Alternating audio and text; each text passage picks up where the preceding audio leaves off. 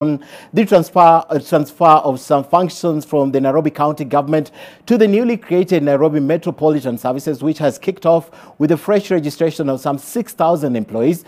Now, this is despite protests from Governor Mike Mbuvi Sonko, who says he was not fully consulted on this move. According to the NMS Director General Mohammed Badi, the exercise will continue under the social distancing guidelines. Now, the registration period has also been extended to Friday.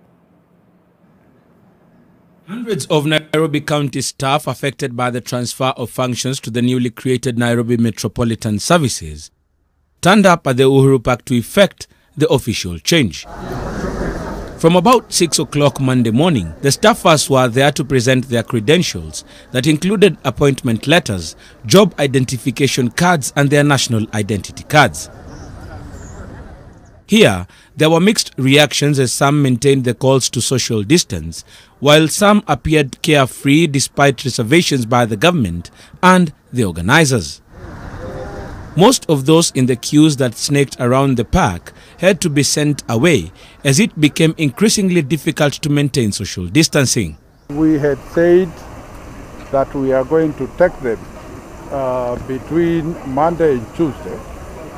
But now, because of the social distancing and the number that has turned up, we intend to continue this exercise up to Friday. Those to be served at the Uhuru Park are 3,050 staffers from the other department, while those from the health sector will be served from the different hospitals and dispensaries they work in. Most of the staff are excited to cross over. Despite our appeal for them to go home, they still remain hoping to get a chance to come to get their appointment letters. As one approached the main registration desk, effective social distancing was notably observed, with health officials and NYS officers, as well as police officers inspecting the arrangement throughout. There were even officials from the health department who went round showing people how to maintain hygiene.